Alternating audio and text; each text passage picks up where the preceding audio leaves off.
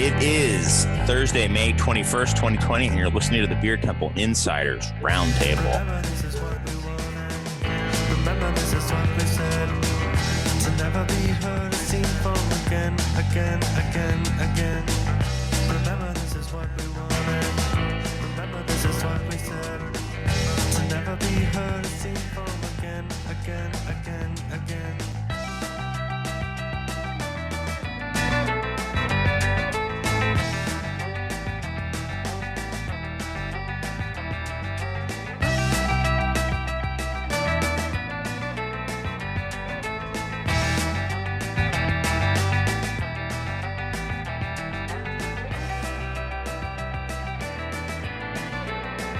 Right. Hello and welcome to the Beer Temple Insiders Roundtable. I'm your host, Chris Quinn, coming to you from a socially distanced, safe, quarantined location.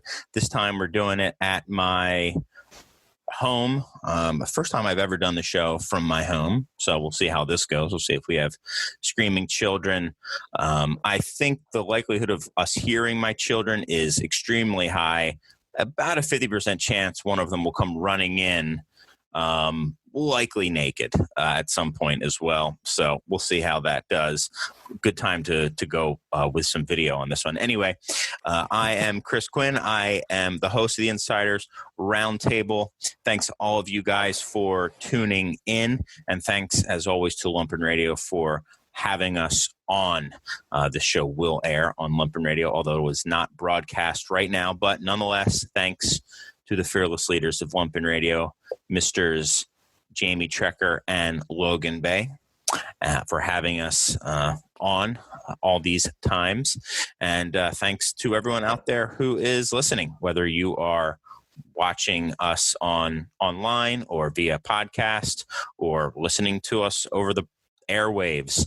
I don't know how many of you are actually doing that these days, but you never know. But thank you nonetheless.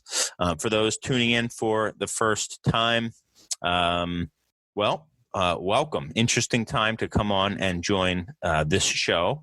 But this is the Beer Temple Insiders Roundtable. Essentially, it is me trying to recreate some of what I love best about the beer, being in the beer industry, and just about beer, which is gathering groups of people whose opinions I respect and admire and just talking about issues that are affecting us day in and day out. And with that, I will get to my guests.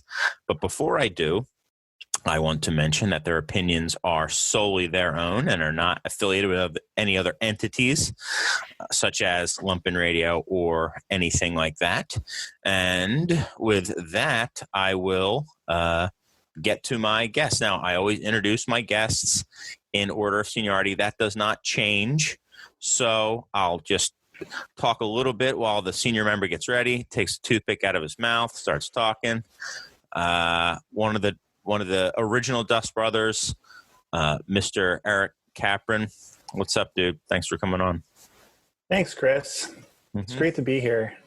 Yeah, at your house. It's great to be in your home. Yeah, it's great to be here, seeing other people's faces. I love it. I haven't left here much in the past 2 months, so these video calls are kind of, the norm for us now. So yeah, they're something. What's new with you, man? Not a whole lot, besides not working in craft beer anymore. Other than that, everything's pretty normal. Yeah. Right. Right. It's, I'm guessing most of the people, a lot of people who listen to this show, I think most of the people know you and have known you for a long time. You've been coming on the show since the very beginning. I would have to say you're one of the crowd favorites. Oh man. Yeah. And, but yeah, it's, you're not with Half Acre directly because of COVID, right? Yeah. So you can finally badmouth them now. Yeah. I have so many friends and that still work over there. So the first thing I want to do is just talk a lot of crap about them. No. So I don't know how many people know this kind of thing. I'm not going to go into everything, but my role at Half Acre for the past few years has been to create events and to kind of oversee everything that Half Acre did that had to do with beer festivals that we would participate in, both locally, nationally, internationally, and then putting on events of our own, beer festivals, et cetera. And then, kind of managing our tour program and our in-store sampling program and all those types of things. All of those things have completely disappeared off the face of the earth. Yeah. Right. And there's really no idea if or when that is going to return. So my position was eliminated, which makes total sense from a business standpoint. And here we are. Yeah. Well, thanks for coming on. We talked about this a little bit beforehand. It's not like I'm finding this out right now. And, I think Eric and I think Eric a little more begrudgingly. I thought it was just a very real thing for people who have been listening to this show the show's been on for a long time, dude. It's almost 4 years. It's kind of scary. Yeah. And they've probably been listening to you for 4 years to now, have it just kind of brings some of this stuff home, I think, for maybe people who, hear about this stuff, but, you and so many people that we know are directly affected by it. You're not the only person in your position. There's tons and tons and tons of people like that. So thanks for coming on. And, yeah, man, I mean, I don't know really what else to say. Womp womp. Yeah. No, that's a good one. I have it's all good. My hope and plan is to continue working in this industry and everything. And, that there'll be a time for that. And I'm sure we'll get into all that in a little bit here, but I'm drinking out of my, Forest and Maine, glass. Sweet. Which you didn't introduce me to them, but you were an early adopter. That was an awesome look, Libby, by the way. I know that look spoke 1,000 words. It was great. The look of death right there. Anyway. This is why. Yeah. What's the matter? Hey, what's up? Whoa. I don't know what's going on. Beard. What's going on, man? How are you? Let's not take away from Eric right now. Yes. No, it's all good. I'm done. It's okay. I don't know who's next. Who's been on the most? I don't know. How many times you been on, Chris? 4 times, 5 times, something like that. I think so. Libby, you go next. I've never done a show at Chris's place of employment, so you get the nod. Tie goes to you. Okay. What's up with you, Libby? How are you? I'm tired. I'm good. Yeah. I just finished my shift doing to go and curbside, showered quickly and ran to here. So yeah. I'm Thank good. you. Yeah. Eric, I want to give you a huge shout out. I remember meeting you at a Great Taste of the Midwest. Yeah. I got a really good story about Eric and the Great Taste. Yeah. This was after hours. I don't know. We were by the Best Western and saw somebody who was like, hey, we bought cans off of you. And hey, yeah, it was just a really good moment. And I'm really sorry about the furlough. Oh, it's all good. It's all good. I mean, I'm mostly sad about the Great Taste in the Midwest, if I'm being honest. That's the best festival. I know. Such a bummer. Such a bummer. I mean, I think we'll get into that a little bit later in the show about beer festivals. Chris, you mentioned it.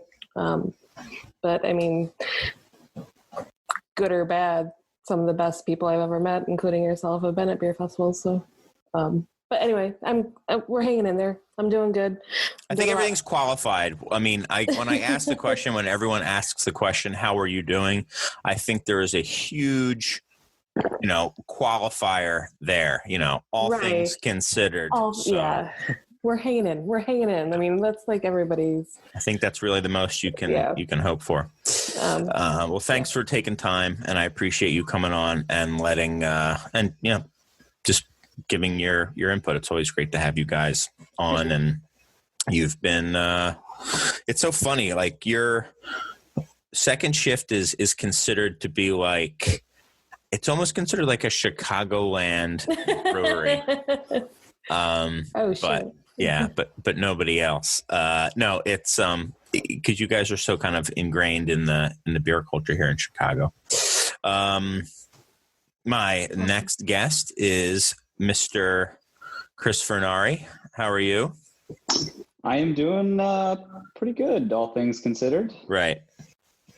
So actually I got a sweet backdrop now because I just moved. So I have more space for activities and Zoom calls, I guess. Yeah, that's a very good. You have the best backdrop. I was going to do some like background back screen thing, but I forgot to do it. And then now people are texting me that they can only hear me on Twitch. So what I'm going to do is just whenever you guys talk, I'll immediately repeat exactly what you said, and then it'll go really well. But anyway, but you're in Boston, right? I'm just outside of Boston now. So yeah, probably about 30 minutes north, next to Salem, actually. I'm in Marblehead. Okay. And that was a little crazy moving during a global pandemic.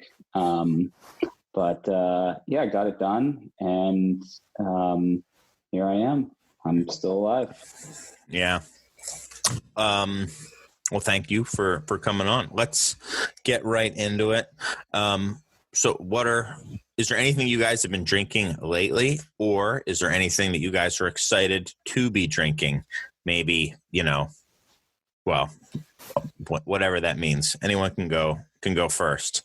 In fact, you know what? I'll go first because there's a beer that I was supposed to be drinking right now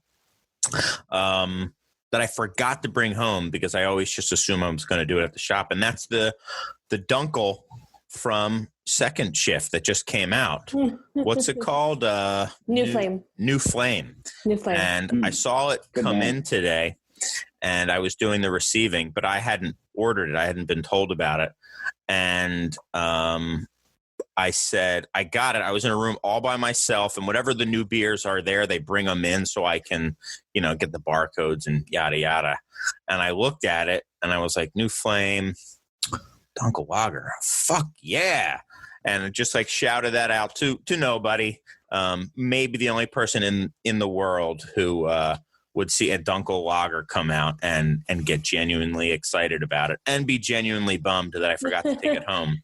But that's awesome that you guys are doing that. I really am looking forward to drinking it, and I hope I really like it. So awesome! I hope you do too. It's our first exploration into the Oslo yeast. Actually, it was. What's that? Oslo yeast? What's that? It's a yeast. It's a Nordic yeast that propagates really quickly. That one. Okay. Yeah. It is terrifying because lager like is 3 days, right? Like really fast. Like we put it at 80 degrees and it didn't propagate. And we had to dump a batch type of we put it at 98 for 3 days, and that's when it finally took off. It's a terrifying new. Anyway. I'm obviously not the brewer. My husband is, and him trying to explain to me about how this is going to be a good thing and trying to experiment with it was really terrifying. But we ended up dumping 3 or 4 batches because we really weren't happy with them. But we finally found a happy medium, and I'm really happy that you are getting to try it. We're pretty happy with the outcome. We're only using 2 different beers with that yeast. The rest of our lagers are traditionally lagered. Okay, yeah, I didn't know that it was using that Oslo yeast. That's the one I believe from Omega. And I was on this yeast panel. Kind of a funny story. Goose Island invited me to sit down on a panel with to talk about like yeast. So like, okay, it's fine. It was, a room full of people, and it was me, the head brew pub brewer, the owner and founder of Omega Yeast, the like head of R&D and QA at Great Central, who is a PhD in like yeast biology, and me. And I was like, what do I possibly have to add to this? There were 2 PhDs there, and then like dipshit right here who's like, yeah, I don't know. But Lance was talking about that yeast, and it sounded like you do everything you're not supposed to do if you want it to turn out right. Yeah. It's like Reddit rip. Yeah. Exactly. Michael Graham of Austin Beer Works and I were chatting recently. I sent him a care package. He sent me one back, and he was talking about some of the beers I sent him. And he really liked the new flame. And I told him that we had been using the Nordic yeast, the Oslo yeast. That's cool. And he's basically like, yeah, you have to take every notion you know about brewing and just put it aside. Like, just understand that this is a different way, and maybe it is different from what you're used to, but just kind of go with it and just trust it, I guess. Yeah, exactly. It took us a few times. Actually, the Oslo yeast that we used was from Bootleg Biology in Nashville. Okay. Shout out to Mark from Omega. They're also equally as awesome. We've used different of that Nordic yeast strain from them, but the Oslo came from Bootleg. So cool. Yeah. Very cool. Anyway, enjoy. So that's mine. I'll let you know how it is. Is the Oslo yeast different from the Quebec yeast? It's a subsect of the Kvik yeast. Yeah. Okay. Correct. So is the Oslo like the lager version? I'm just guessing. They're all different lager versions. Okay. They're just, it's different. It's I'm going to probably get ripped to shreds for this just because of my limited. I think it's kind of associated with Brett. There's different branches of it. So it's Kvik, and also just happens to be one of the most popular, easy to propagate. Gotcha. So. And from what I had heard, Eric, like they found some essentially not home brewer, but like kind of pseudo home brewer up in, I don't know, maybe it was, I don't know where it was. Maybe it was in Oslo or something. Yeah. And this was what they'd been using for, forever essentially. And it's just was kind of the local yeast that they used, and it behaved very bizarrely, and they've brewed all sorts of beers with it. Omega tested it out and did like a 12 or 13% barley wine in 3 days and had and it had like no fusel alcohol or anything like that. It's apparently it's clean. Like once it gets going, it just seemed kind of weird, but yeah. I only homebrewed one batch of beer in my life, so I'm very qualified to talk about this, but I think that would be great for some, so ideal for something like home brewing, because you don't really have the same level of temperature control that you do in a commercial environment. Mm-hmm. So you could just throw that yeast in there and let it go, and probably going to turn out a lot better than it would in a traditional setting. So it's really cool. What are you drinking, Eric? I don't really, I gotta watch how I say this. I don't get as much free beer as I used to. So I've turned into a beer customer for the first time in almost a decade. And I've really only been drinking 2 beers, Bell's Two Hearted and Half Acres Bodum, which are 2 very different versions of IPAs, but they're my 2 favorite. I think that both of them are just incredible, and just a little bit of bang for your buck at like 7%. But somehow I got a can of Pilot Talk from Perennial. It's a hazy beer that they made. It actually says Methode Haze on the can, which nice. I really enjoy that. So that's great. So IPA is pretty much nonstop. Haze. That's good. Yeah. That's good. No dust in your life. Well, I actually just got some dust today, and I'm going to drink some. It's going to be my next beer. So in a trade, you only get it via trade nowadays, right? Yeah, and I only do horizontals. Verticals are over. Oh, okay. Got it. Horizontal. You're just doing horizontals of dust. Right. Yeah. So I'll do 6 cans at a time. Got it. And just taste a sip from each. Right. Just to see how the Citra really kind of. And then you don't check the date codes, you check the minute codes, because then you can tell, what's the freshest. This one came off this fill head, and then this one came off this fill head, and you can kind of see which one is the best. This was the first shift. This is the second shift. This was the third shift. Yep. Yeah. Okay. Well, cool. We just got some Modern Times in, and the Blazing World I was telling you, I think you would like that. It reminds me a little bit of Alpine Nelson, a little bit. It's not as bitter. It doesn't have that rye kick to it, but it is a West Coast IPA with Nelson, which is part of the way there. So nice. Anyway, how about you, Chris? What have you been drinking or enjoying lately? I mean, everything. I feel like there are no rules during the pandemic. So sometimes it's whatever Drizzly is able to deliver. Sometimes it's whatever's at the closest liquor store that is still open when I think to purchase beer. Tonight it's Harpoon Rec League, which is their like low alcohol, hoppy, hazy beer. Okay. But instead of, I guess, talking about specific beers, I would say that one thing that I've recently done is kind of get back into the growler game because of this whole thing.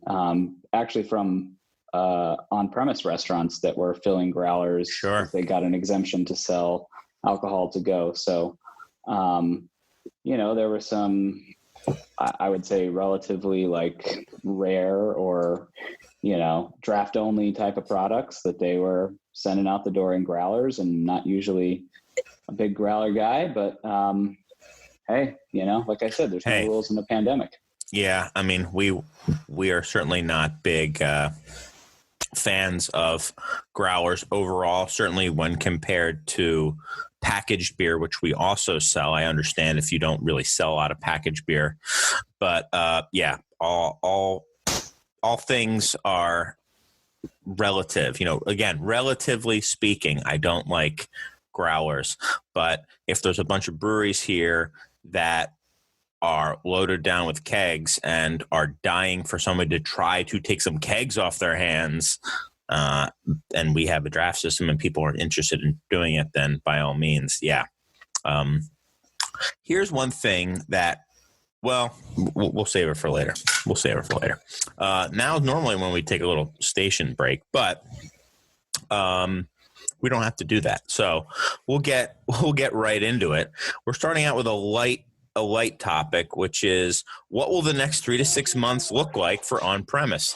I win. Libby loses. The first child was not mine. Sorry, I would have muted you. No, I don't care. I don't care at all.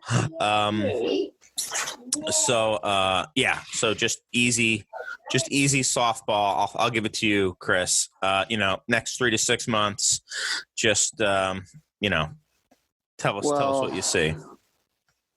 I mean, I think most states right now are starting the process of opening those things back up. I know here in Massachusetts, we're always, typically a little bit slower at everything. We took, almost 2 full years to open a dispensary after they were legal. So, yeah. I heard there was one in the entire city, right? For you guys, or for a long time or something weird. So we like to take our time. So phase 1 of our reopening here in Massachusetts begins on Monday, and restaurants are not included in that. I don't think they're able to go until phase 2, which is at least 3 weeks later. So, that should give you some idea of where Massachusetts is going to be at versus other places. And I got to be honest, I really don't see, one, they're going to be limited in capacity no matter what. But even so, I really don't see a bunch of people clamoring to, get back on premise and get to the bars right away. I really think people are going to be a little bit skittish about, being around people after having been locked up, so to speak, for 3-4 months. So I think there's going to be a little bit of hesitation. And then, the real reason why you go to a bar or a brewery is kind of for the whole experience. And I think that's going to be really difficult to, provide the same experience that people had before, any time in the near future. I mean, everything's going to be so different, getting temperatures checked and wearing masks and, what does that all feel like onse you actually get getting inside? temperatures checked, that's going to be weird. So I think quite honestly, like the whole experience of going to a bar is not going to be as fun. And so people might do it, try to get out there like right away and see what it's like and then kind of go back. Or people might just say, you know what, it doesn't seem like much fun, I'm going to stay home. That's just my take. That could, obviously be completely wrong, but I don't see the on-premise being that much fun right away. I don't know. I mean, I'm so I don't know. I don't know. I don't know. I agree that I don't think people are going to want to race to be there. I know here in Chicago or Illinois, rather, they're talking about doing outside first, which I was saying to some of the guys at the shop at the Beer Temple. It might be, good from a safety standpoint, but it also might be a good like mental first like wave of people getting used to being at restaurants and like kind of dipping their toe in. Because if you just open them up, I would think that, people are going to be frightened and no one's going to know what to do. And I think it's going to be very awkward to start. But I could be wrong. I mean, apparently in Wisconsin, the bars were packed like the first Right. day. But I saw a photo from Napa today. It's some article about the bars opening up back in Napa. And it was like this guy, and he was eating like a burger or something, sitting at the bar. And they had these like plastic screens, in front of each seat that were spaced out like 6 feet away, and presumably like the bartender's on the other side of the screen, although it wasn't in the photo. And he was like the only person in there, and it just looked like a really sad photo. And sounds sad. Yeah, and I was like, if this is what I'm going to a bar to experience, like I don't know if I'd almost rather. Well, then it's charity. Home. Then it's charity. Then you're just showing support, which is okay. Right. But it's not why you want to go. You don't want to go to a restaurant ideally because you're afraid that if you don't go and sit by yourself in front of a plastic partition, they will go out of business, and you don't want that to happen. You want to go because you want to have a certain experience, and it's so weird. I don't know.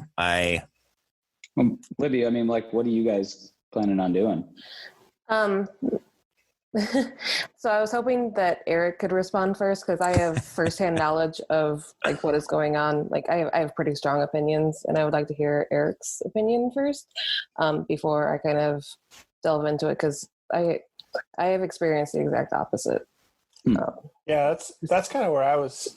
What I was thinking is that I think that people are so itchy to be outside and be in public and be with their friends and touch stuff that's not in their house, for better or worse.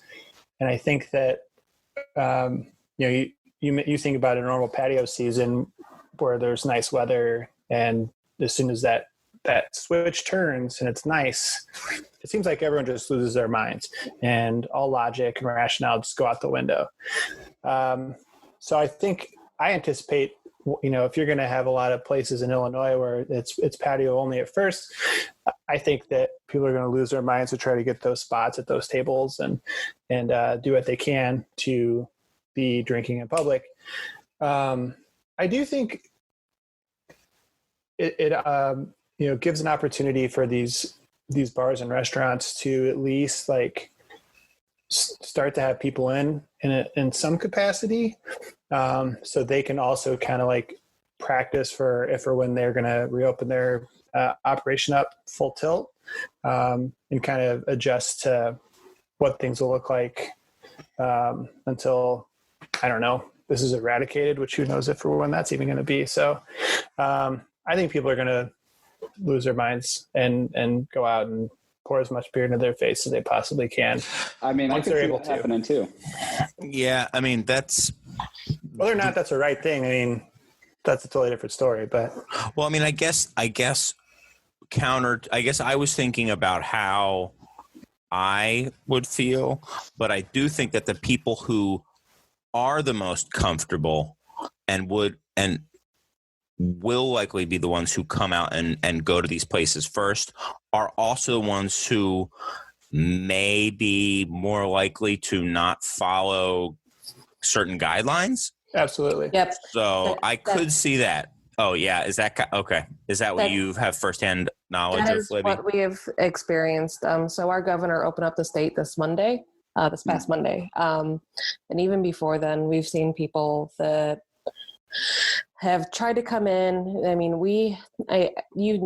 our brewery, the way that we're set up, it's pretty spread out, and we have pretty blatant signs like please do not park, please stay in your car, curbside pickup only, follow these signs. And there's people that blatantly disregard them. I mean, Sunday I had to tell a party of 20 that disregarded the signs, that drank warm beer in our parking lot, to please, they had to figure something out to go somewhere else. A group of 20? 20. And this was before or after the state opened? This was before the state had opened.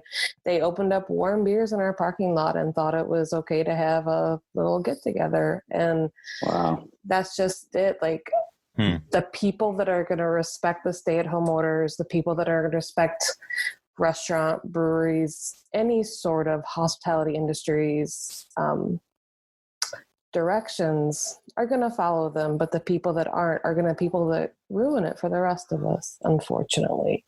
There's going to have to be some sort of order by our governor, because there's counties that the breweries are overrun, that they opened up Monday and nobody is respecting the stay-at-home orders. Nobody's respecting the mask orders. Wow. It's just really disappointing to me. Like, as a collective, we could get through this earlier if people just had a little bit of compassion for each other. But unfortunately, and like you said, this is just my own opinion, everybody has a little bit of spring fever and wants what they want. And we are going to hold off on opening at least until the fall, until we can at least understand some sort of happy medium. So wow, until the fall. Wow. Okay. It's just what's responsible, unfortunately. We don't see declining numbers. There's no sort of vaccine in the near future. And now, isn't it crazy? Sorry to interrupt you, but I just can't. It's just hitting me in the face that all these businesses now have to be like epidemiologists, because there's no oversight and guidance as to, like, we're self-policing at this point. We don't have odd. And it's so odd. I mean, it's not just us. I mean, there's other countries. If you look at, the UK for one, there was the notion put out there that just be responsible. Nobody really wants to take responsibility for what is going on as a Eric's laughing. Yeah. Like, what are we supposed to do? So we're all kind of on our own to do what's best, and a lot of us are getting shit. And you know what? I'll take it. If I'm gonna at least take care. Number one thing is, if I'm gonna take care of my staff, then screw you. So my staff is gonna stay safe. My staff is gonna stay healthy, and we're gonna do what we keep doing. And I 100% support your business when you come back in, and I will give you the biggest hug whenever I can. But this is just not right for us right now. So. Well, was it Three Floyds that said that they were closing their tap room indefinitely? and I think it's Nick over at Three Floyds, right? I think he said something to the effect of like, beer's not worth dying for, or something like that. And I thought that kind of like, really brought it home and like grounded everything, where it's like, yeah, it's just at the end of the day, it's just a beer. And if there's not clear guidance and, things haven't declined to the point, if the infections haven't declined to the point where it's, reasonably safe to open up, I think it's smart to just say, let's wait for the science, right? Yeah, exactly. We can share beer, whether it be with you on premise. I mean, we operated as 7 years as a distribution only brewery. Like, bring it on. I really miss faces. I cry at the drop of a hat for people that I see on a regular basis, but we did this. I'm prepared to do it again. Like, it sucks, but it is what it is. So. Really, people are upset about being told what they can and can't do. Yeah. And that was the case almost all the time when you're dealing with people who come into bars and restaurants and tap rooms. People think that they know what's best. And a lot of times they have blatant disregard for the rules, and that sucks because it does ruin it for everybody else. Yeah. And I think that, Nick Floyd having that, Dark Lord Day was supposed to be last weekend. Mm-hmm. I don't know whether or not that's like a huge revenue generating endeavor for them or not, but they pulled the plug on that pretty early on. And I think all he's really saying is, look, you can get our beer, you can still drink our beer, most of it. Maybe Dark Lord Day is a bad example, but you can still drink this beer and you can drink it with your friends. You just can't do it at our pub.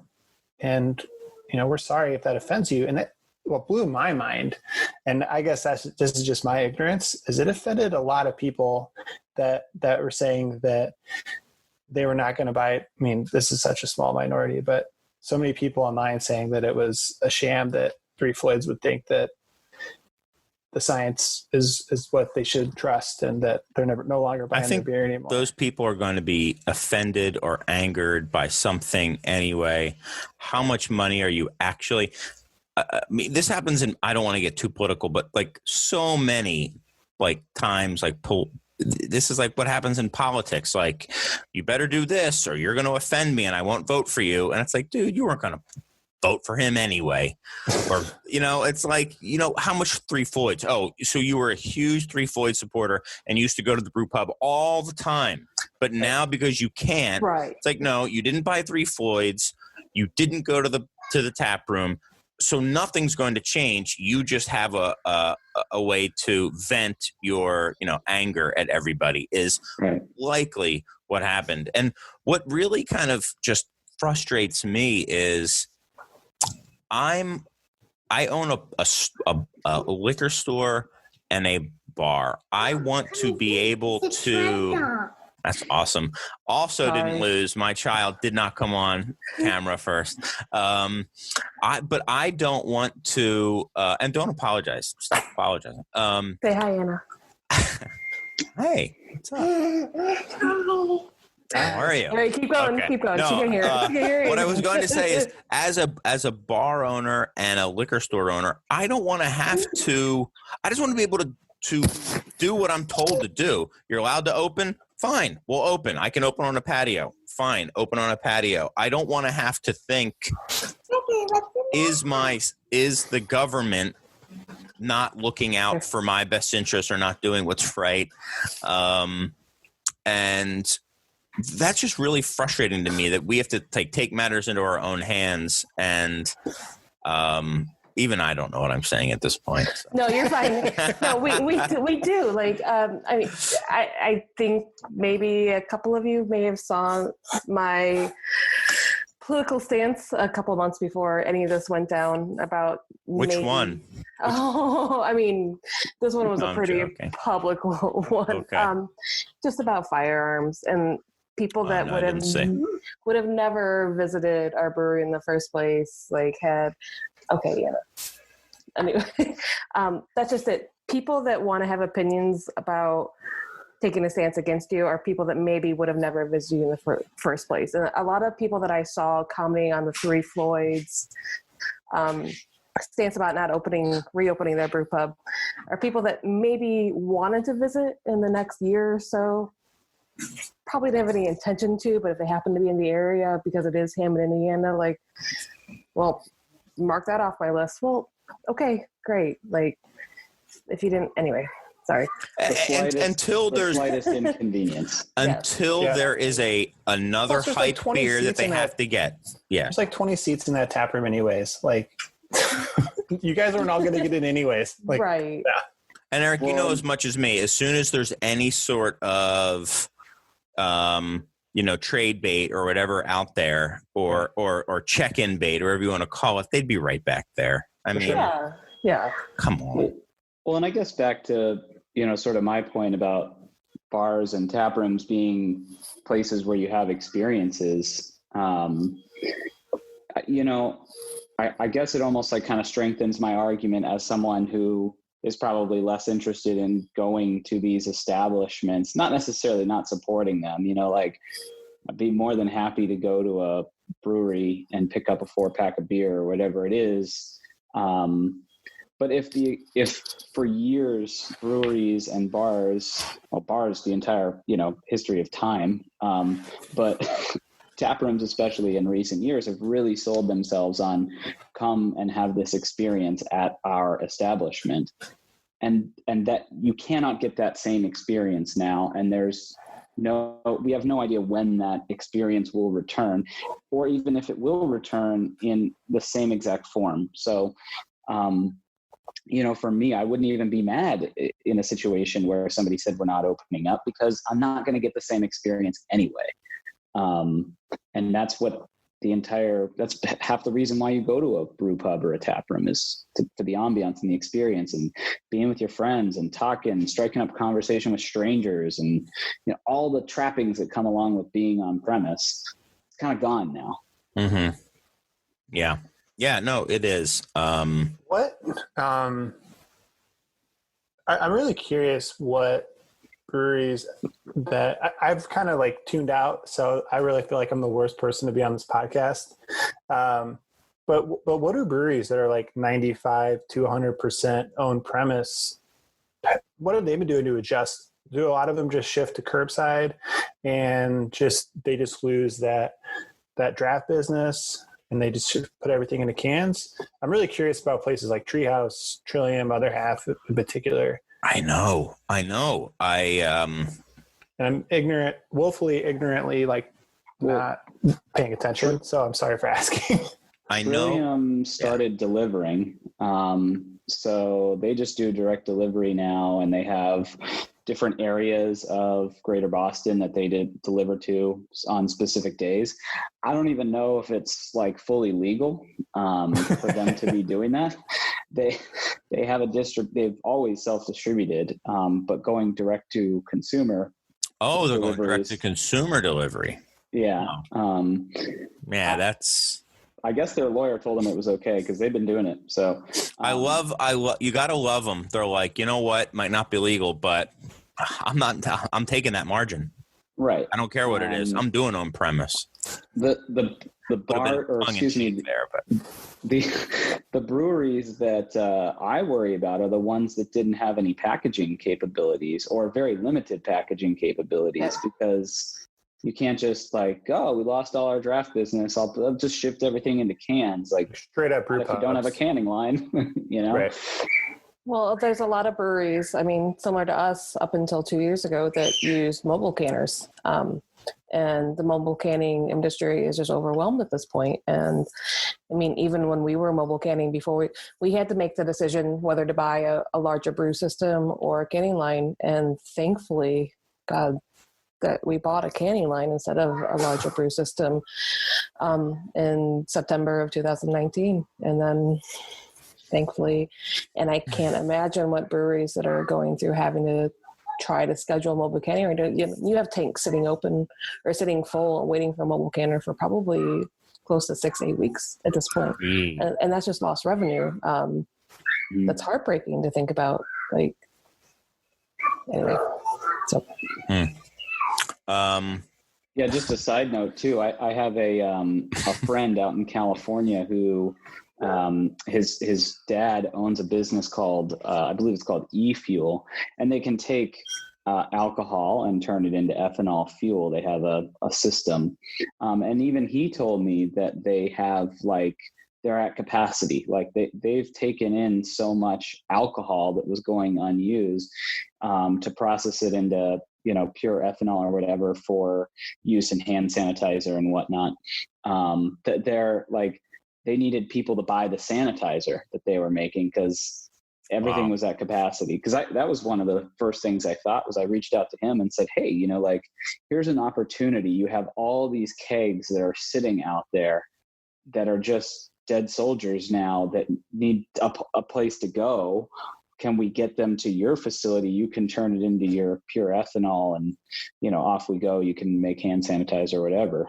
And he was like, yeah. He's like, I'd love to. I mean, if I could, I would. But we've gotten so much of it in, likely from, I presume, some of the bigger companies. So, yeah, it's just, there's just nowhere for this stuff to go, right? You can't hit the pause button and expect this stuff to find a home. Right. And even with hand sanitizer and stuff like that, you're not going to use as much hand sanitizer as you would beer. Or wine or stuff like that. I was talking to somebody at a major grocery chain who is like a store manager, and he said that they have like a lifetime supply of like hand sanitizer now because they have like pallets they have like hundreds of gallons of this stuff now for their internal use, but they're just like, it just keeps showing up for them to use.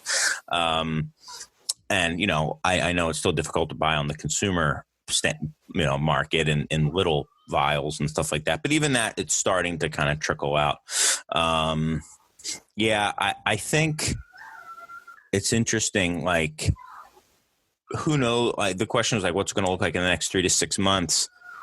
I think really like 3 months, everyone's like, I don't know. I have no idea what it's going to be like. But I think the scarier thing is like, what's it going to look like in 6 months, 12 months, 18 months? Well, hopefully in 6 months, it's mostly gone.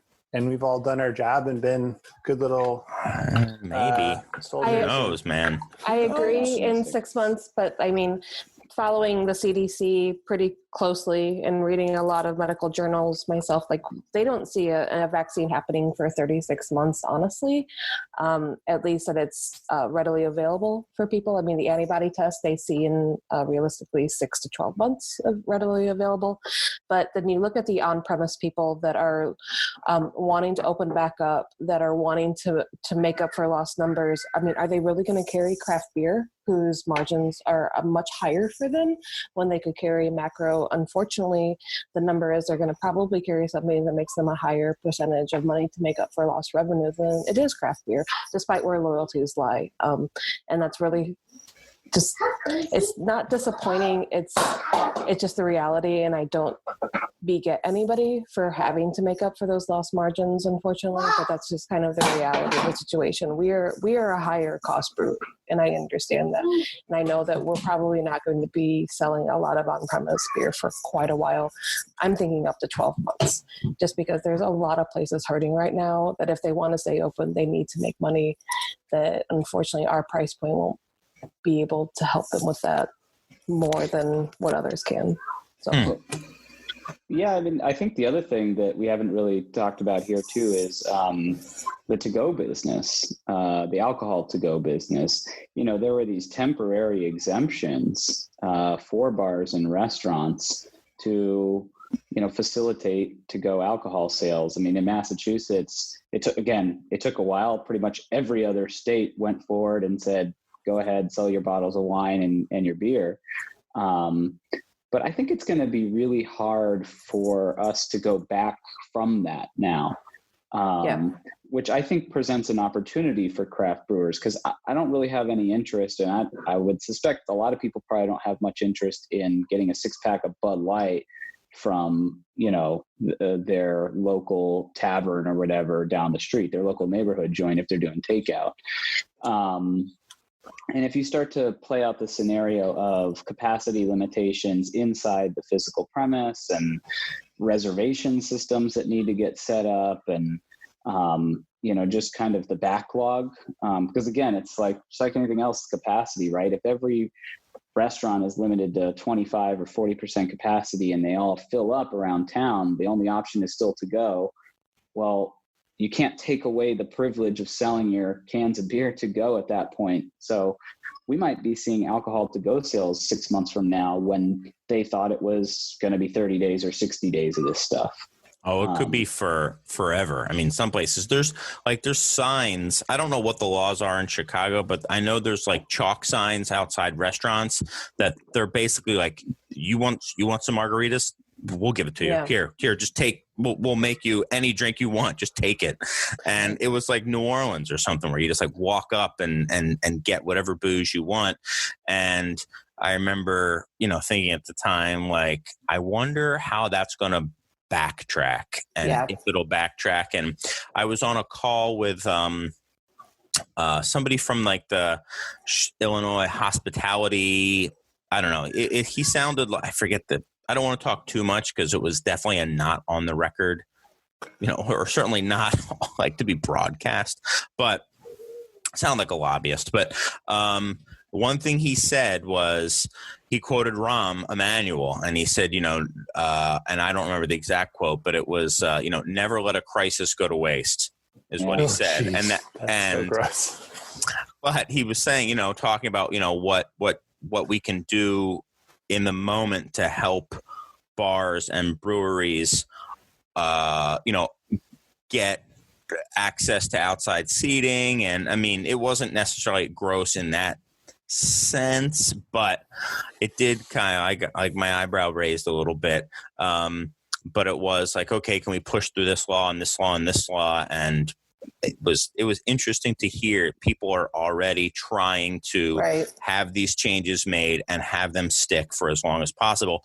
So it's really hard to know what it's going to look like in 12 months. I think some of these things are not just, they're going to come up with reasons why, for the health of the industry, we really need to keep it. Like with the airlines, how they had these extra fees that they needed to make up for, I don't know, fuel. I forget what it was when there was the airline crisis, and then those fees never went away, and it's probably, I think some of these things, I don't know if it's necessarily going to be in the restaurant and bar industries particularly, but are here to stay. And I'm curious how that's going to affect the overall on-premise and off-premise market. Well, it probably works both ways. I know that out in California, they're going to be requiring people to order a meal if they want to actually consume alcohol on premise. I don't know what you consider a meal in Santa Monica. That could be like a pack of almonds and a hard kombucha or something, right? But I think that if you're saying to breweries who might have been able to get by with just having some snacks on hand, that they now have to make sure that they have a food truck there on site, and that anyone who wants to drink has to also order a meal with their beer. That's obviously not great for breweries, right? Because they just want to sell their beer at their beer garden or whatever. That's funny. The guy who I was mentioning before mentioned a similar thing for Illinois, and he was already talking about how you could essentially get around that.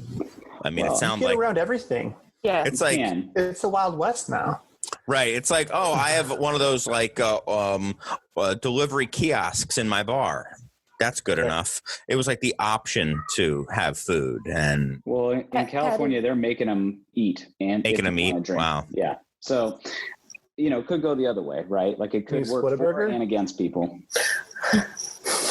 Split a burger. Yeah. Yeah. That's wild. Yeah. I just think about like all the ways you could just kind of like bend the rules a little more. like health inspections and Yeah. like all that stuff Yeah. that you can just kind of like, there's no way they're going to come up here and check this out. There's no way they can. There's no way that they can go and make sure that everyone is doing everything by the book. Only person I know who's been busted has been this guy, and it was by the ILCC, the Illinois Liquor Commission or something. I don't even know what they're called. Control Commission came in, busted me because I had an illegal liquor promotion, and it was a raffle to give away a bottle of beer, and all the proceeds went to my unemployed staff, and it was $2 raffle, and I was just giving it to everyone who was furloughed, giving the money away. And the guy came in, was looking around, and everything was fine, looked at my invoice. He's like, so what's up with this raffle? And then I just knew it was up. And so I got fined. I don't know how much yet. It's in their legal team's looking into it right now. So, what was all the things. I have to subject here because what was their reasoning? Why was that illegal? You're not allowed to give away alcohol. Alcohol cannot be a prize, and you cannot raffles specifically for alcohol. I mean, it was not allowed. You're not allowed to do it. But I thought it was like $2 raffles for a bottle of barrel-aged Abraxas. And it was, they came and, they obviously had no idea what was going on. I've talked about this on the show already, but they were like, so is this a beer you're having trouble moving? And how much you trying to move? I was like, it's one bottle of beer, man. And he's like, what distributor did you buy it through? And I didn't want to get into I didn't buy it through a distributor. This doesn't come through distributor. I didn't even want to get through it. I was like, I don't really want to answer that question. I don't want to get anyone in trouble. It was all me. I did it. This was all my idea. And, so they, I've gotten letters that, I'm going to be fined, but he was pretty understanding. He was sent out by his boss, and he had to do something about it, but he says, I'm going to try to write you up. And I know you're trying to just help people, but it is the Wild West, but there are people going out there. He had a mask on. He came in and was like, busted my ass. So anyway, you never know. Rule breaker. I'm a loner, a rebel. Why don't we take a 5-minute break? I need to get another beer and maybe some water so I can be like all of you. And then we'll come back. I'll just keep the recording going, and then we'll come back in 5 or so minutes. Put the kids to bed. Yes. Cool. Welcome back to the Beer Temple Insiders Roundtable. I am here with Libby, Crider, Chris Furnari, and Eric Buster Kapraun. Welcome back, guys. Hope you guys all are now hydrated and got drinks and everything like that. And Libby, you mentioned that I neglected to ask you what you were drinking. We got now you're ashamed. No, we got really focused on New Flame, which I'm really excited about that you were drinking that. But I have been drinking Big Little Hop, which is the imperial version of our session. Of Little Big Hop, right. And it's the first imperial hazy beer that Steve has been comfortable in doing because he thinks they all taste like Band-Aids. So he's never been comfortable in doing one. And I think this one is delicious, but I'm the fangirl for everything my husband does. Yeah, and I forgot to mention that Steve Crider's now here. Yeah, for a minute. Yeah, pull the kid scream.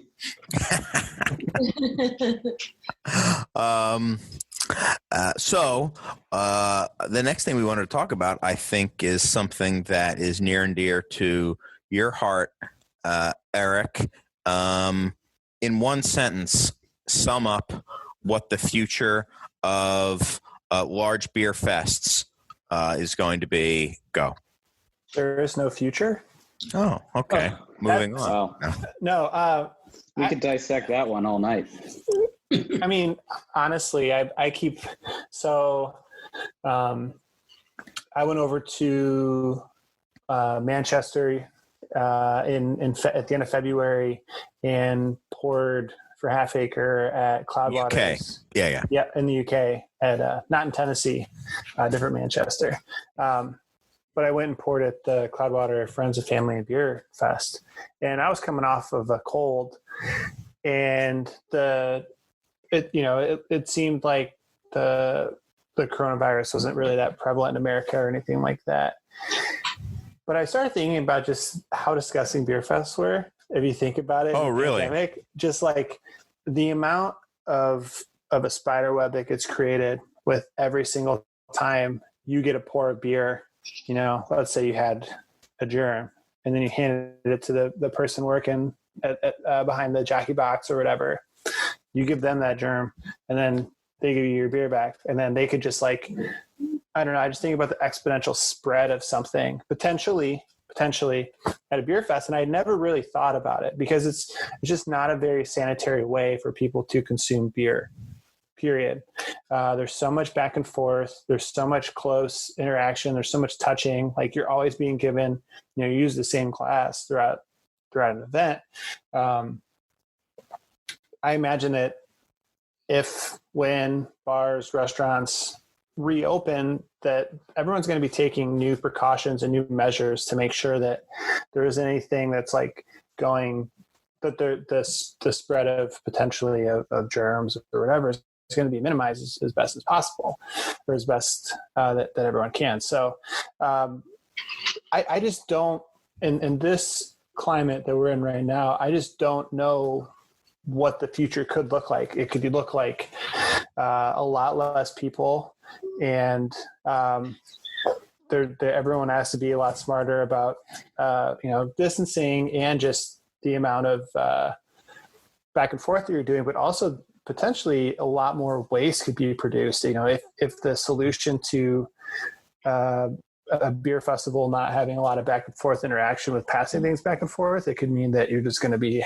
creating thousands of plastic cups that you're just going to be throwing away at the end of it. So it doesn't look very good is what I'll say. I think in the short term, I think you're probably very much right. I will say that I'm just like playing with whatever's like on this desk right now. I had a nail file. Now I have a flashlight. But anyway, I will say that people are very freaked out, rightly so, about it. But beer festivals and similar things, sporting events where you're giving somebody money and they're giving you a hot dog or a soda or stuff like that, have been happening for a long, long, long time. And unless there is a pandemic going on, it's relatively safe to do that. I hope we don't lose sight of that if there was it wasn't like, it's my opinion that it's not that COVID made us realize how unsafe we were. It was safe before COVID, and I think it will be, I hope, afterwards. I don't think that will make another pandemic happen. I think if there's a virus that is like that, we have to quickly stop doing those sort of things. But that's my hope anyway. And like I said, I own a bar. I'm not an epidemiologist, so. Sure. So go ahead. I didn't mean to interrupt, Eric. No, go ahead. You're fine. I think as just a brewery owner and someone that has put on beer festivals, I mean, this is just my personal opinion, but it's gotten pretty. Can you go, Kids. Sorry, kids. Can you leave? Everybody didn't get a cold from a beer fest. As far as recent years, in the past 5 years, I mean, how many beer fests can you absolutely contribute to? How many beer fests can you attend? It's gotten a little bit out of hand, in my personal opinion, about what beer fests are and what they truly mean. I mean, they started out when Steve and I first started dating. I remember him taking me to Portland's Beer Fest and just tasting a variety of beers and just the camaraderie there. And it feels like since then, every beer fest has been the same. So if we're able to weed out some of those, and this, I think they need a reset. Beer, I would say that beer. Yeah, I'm like an asshole. Like, I miss my husband. My husband is gone for 40 weeks out of 52 weeks of the year at beer festivals out of town because they're what is necessary to promote the brand, to be out of the country, to be out of the state. Like, there's so many that we want to go to support our friends, but at what point is that breaking as far as financial and familiar? And I feel like this is going to be a really good reset. Maybe you don't invite 50 friends. Maybe you don't invite 60 friends. Maybe you focus on yourselves and what beers you're proud of. Don't invite 910, 1,000 people. Maybe you only invite a couple hundred people and make it special again instead of just overblown, over the top. I mean, what is a beer festival anymore? That's what. Yeah. Well, it looks like you guys are having a little beer festival here. Oh well, it wouldn't be a show if Edmar didn't crash. I saw him sitting in the lobby of the Zoom. And then he was texting me. I could almost see the puppy dog eyes. I could I could vision them of you not being able to just walk into the studio and crash it whenever you wanted. I saw the Google Doc and I saw that you sent a link out to people, and I'm like, you know what? This is my time. My time to crash Chris's show again. Yes. And I'm just glad to be here to crash it. And from what I just heard, I would agree with you about the festival stuff. And in fact, in the past year or so, we rarely have these kind of festivals with lots of different brands or breweries showing up. And we kind of limit the attendance to, hundreds of people as opposed to thousands. I think we did a few things with a couple thousand people, and it was just insane. It's like, you never even have a chance to talk to anyone at the festival. Yeah. It's just, what is the whole point of it if you can't even hang? It's like, there you are, there's your thing. Oh, I have to go run and put out this fire. But you know what? Not everybody has an Eric on their team to be the fire putter outer. Maybe that's what we probably needed at Mars on some of those larger fests. But yeah. Yeah, I saw him. He had like that little McDonald's headset, kind of like what I have on now. And he'd be like running around and like, sorry, there's a commotion over at the tattoo parlor that we have set up underneath the coconut tree made out of our empty 12 packs. But Eric's got great ideas as fest. We've stole the little wiggly air buddy guy from you Eric. Did steal that from him. Yeah, but it's like, who doesn't want a little wiggle guy out in the Let me talk a little bit about needing to reset fest, because I will say I just want to say one thing real quick. The reason you try to fit as many people into the room or into the space as possible, as far as people buying tickets, is because you don't want to lose money. You want it to be an event and an experience that people can have and take with them. And the reality of the situation, for the most part, is putting on beer festivals and beer events. It is not cheap to do. No, to it's get really expensive. to do it right. I think you have to. You have to spend a little bit of money to make it great. You break even, yeah. You might, yeah, exactly. Hopefully break even. Yeah. So like where I'm a little pessimistic about it is I just see like a totally, you're right. It does have to change. It has to be a completely new reset situation and environment. And I think that, to what Libby was saying, is totally accurate. The reasons for why and who is in the room with you are what is going to matter more than the amount of events that there will be in Beer Fest. Yes, I will say, please, Eric, you've said plenty now. Let me be I'll just go on mute pessimistic for a and while. complain, because that's really where I excel. As you know, what's been happening with they've becoming very.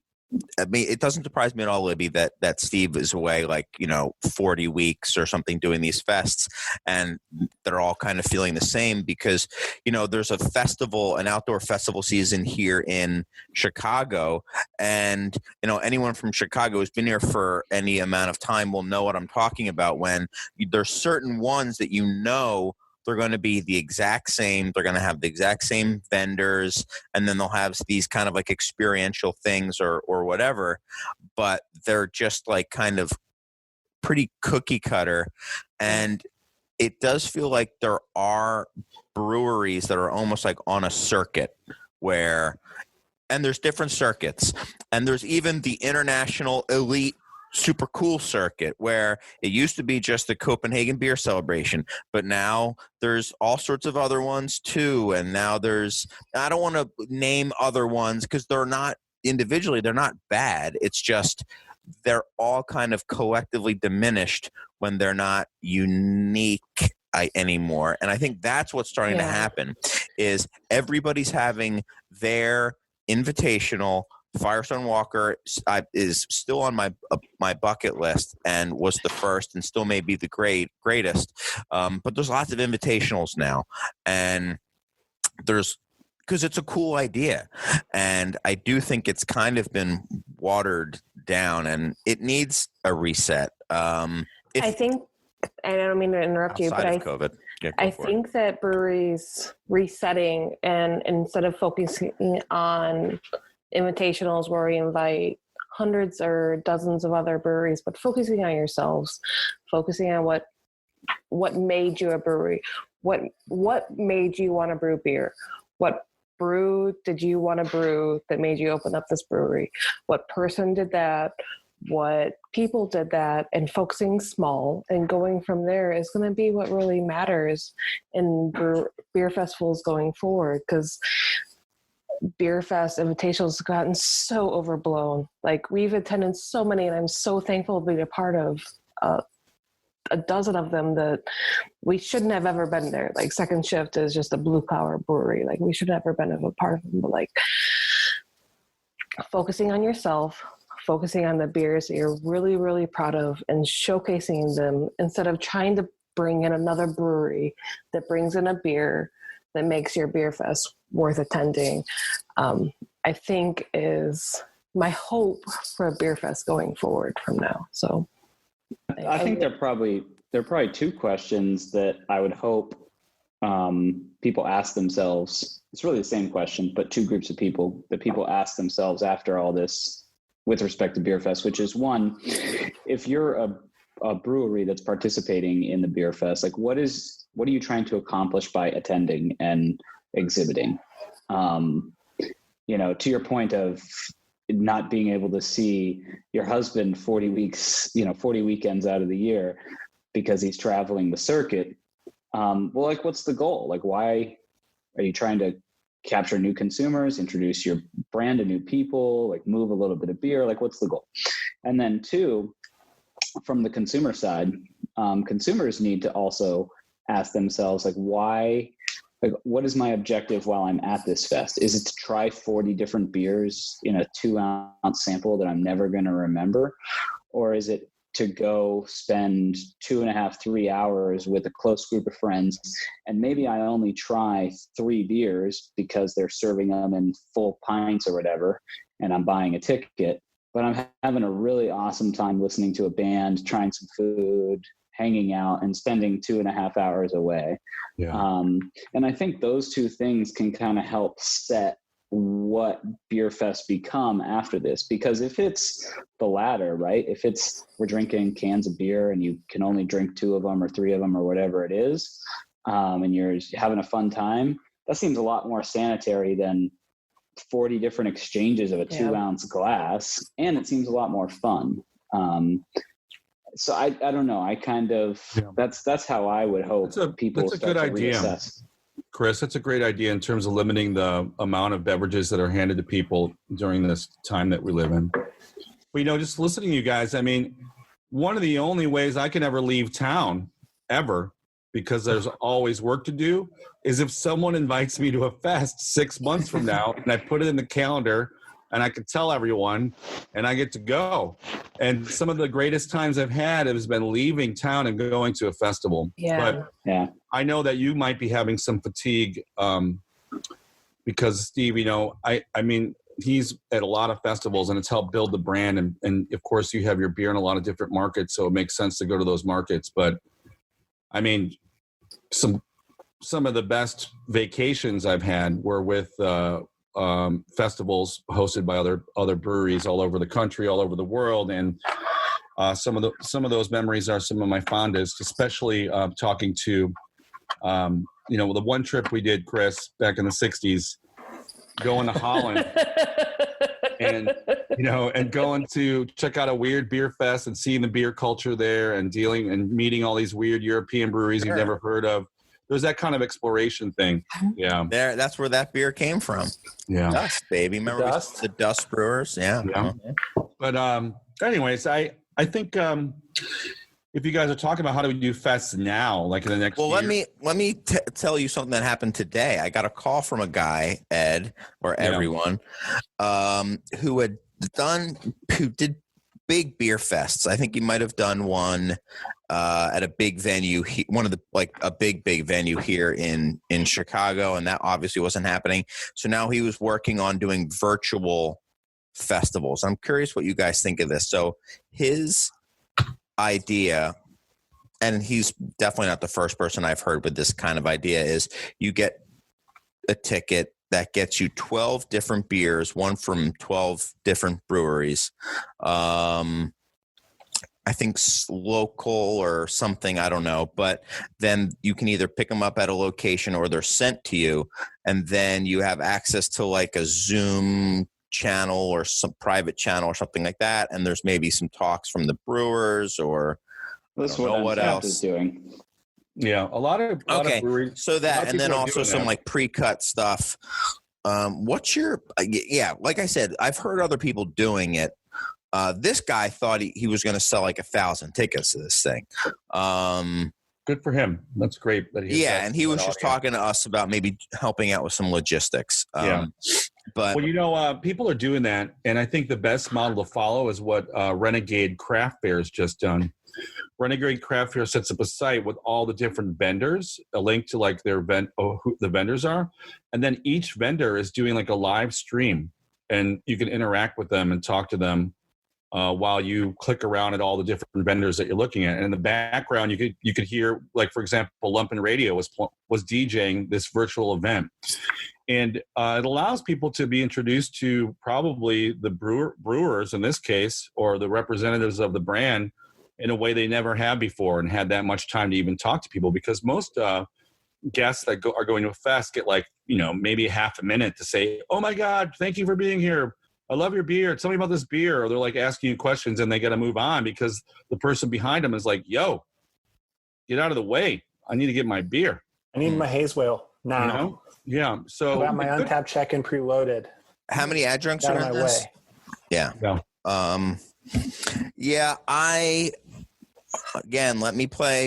Let me do what I do, which is to say, I don't know, man.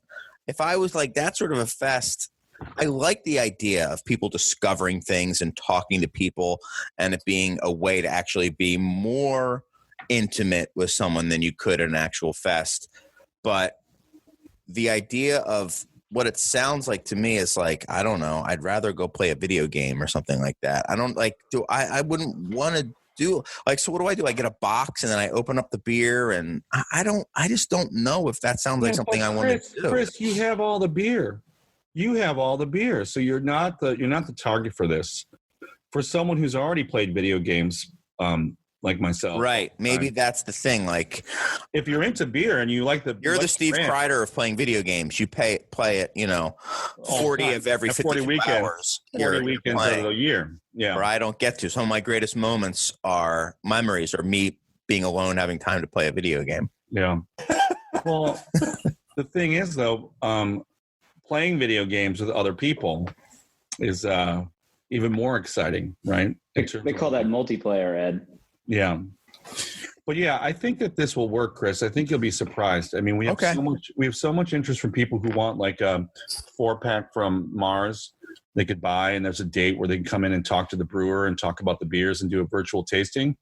That I think this is probably going to work. That's different, though. That's different. I think that's a more intimate, targeted thing that I've been doing at the shop, and actually have started to think about focusing on doing brewery specific ones as well. And we thought about reaching out to you about this, Ed. We decided to go with someone else, but yeah, I know. I'm joking. But I'm thinking like 1,000 people. Eric, I want to hear your thoughts. Yeah, let's talk to. Let's listen to. I mean, Senor Dust. From my experience, and I could be off base, and I think Chris, you're touching on it a little bit. People go to these beer fests and spend the money to be there because they want something that they can't get, or that they never had, or they want the rarity or the exclusivity or whatever. And I think that when you just like have this like more prepackaged version of it, it's just not as enticing to people, and it's almost, it might be too accessible. It's not spontaneous. Yeah, and also like you can't like this is so bad to say, but like you can't laugh at your buddy for like coming out of the porta potty and like, oh man, you got pee on your leg or whatever it is. It's like, all the dumb stuff and all the like sort of ancillary fun that comes with going to these events. Just like, it's just not the same when you're doing it in person. And I think that when you have that like appointment on your calendar, when you're going to, you buy a ticket for a beer fest, you're like, I'm going to this and it's great. And the ambiance is there and you get really pumped up and excited about it. I could be totally wrong, but I just don't see people getting as revved up about it to do it when they're sitting now that I think about it. Yeah, I mean, no one's going to be excited about it. No one's going to want that to replace a real festival that's interesting. But in terms of what you can do now, while for sure 6 months go by, something like that might be novel in a sense. Yeah, if it's novel, that's what I was going to say. Also, Ed, is I could see it. You said you'll be surprised. I think it's going to work. And what I was going to say before Libby rudely suggested we listen to somebody else and get somebody else's opinion. Sorry. How dare you ask for somebody else's opinion who does that, professionally for a long time. Used to. Yeah, did that. Thank you for correcting me. You'll be surprised people do it, but will they do it again? Like, is it purely novel?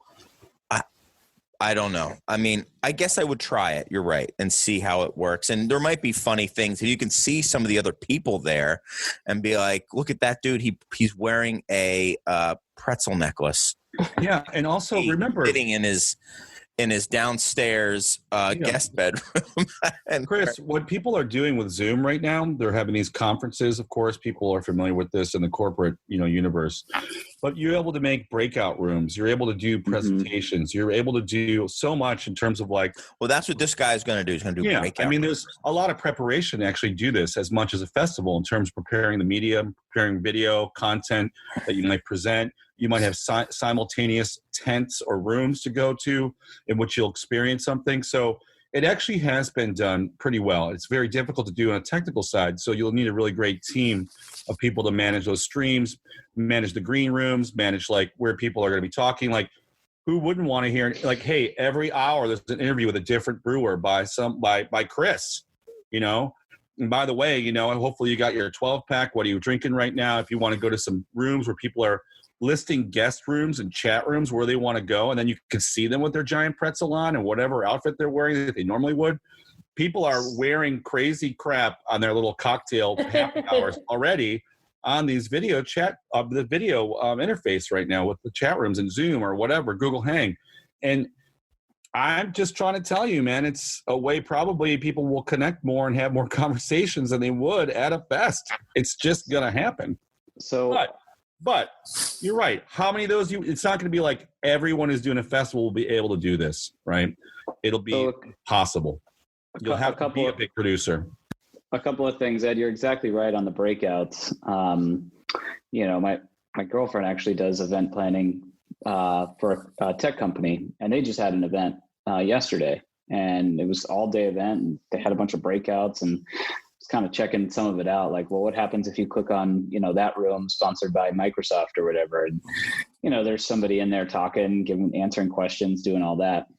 So oddly enough, I think an event like GABF, for instance, which is massive and has all these people and is like almost like overwhelming and overstimulating, I think the BA is going to be pivoting online now. I think it'll actually go quite well.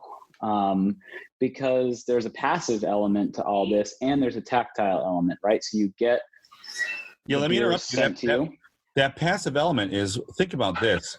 Millions of people just watch other people play video games and never say anything to anyone. Right. People want to just observe. Imagine if everyone could have access to, of the beer conference panels live. But anyway, starting around. But well, you can choose to engage as much as you want. So if you want to, if there's 12 beers and they're tasting through the beers, you could skip a couple of them if you wanted, right? Like there's no pressure to drink all the beers. You can pop into the rooms that you want. I mean, it's really a choose your own adventure. So I think there's a lot of things that are working for the idea of bringing a beer fest online and taking it virtual. And I would even argue that a brewery such as one of the bigger breweries here in Chicago, if they were to organize this kind of thing with the breakout rooms and offering interesting content, interviews with the guest brewers, et cetera, it's possible to have the same break-even thing going on. It'll cost a lot to produce, but people might purchase all those beers in advance to taste for that fest. And be part of something. I don't know. It'll be really great to see how that guy does that, Chris. And then Chris, that conference that your wife was part of, the event planning thing. I know plenty of people do that. We did a festival about a month ago called the Common Field Festival of people who are part of alternative art spaces from around the world and do art programming, and they're independent nonprofits. And we hosted concerts for them. We programmed concerts for them. We hosted. Check out Chicago's art scene through Zoom things and through a video presentation, which everyone could watch on Zoom, of what the Chicago's art ecology looks like. And people dug it. It wasn't massive, but people got an overview of what the hell was going on. So someone's going to figure this out. And you're right. Probably the Brewers Association is going to figure out something interesting for us in the future. Yeah, I think conference. Yeah. And one more point, Ed, you brought up the issue of breweries breaking even. If it's somebody like, a third party like the BA that's hosting it, it's actually probably more cost effective for a brewery to participate in something like this, because they don't have to send anybody anywhere. They really just, all they got to do is, get the beer to a location through these packages, and they're probably, if it's the BA, they're probably going to partner with someone who's responsible for handling the logistics on all of that. So really, it's I feel like it's going to be a win for brewers, who can commandeer a person, 400, 500 people's time in a room for 30 minutes to tell them about their brand. Captive audience. I mean, it's great, I think. Yeah, absolutely. It could be interesting for consuming information, or maybe, for consuming information and learning stuff. I think it could be good, like a conference setting.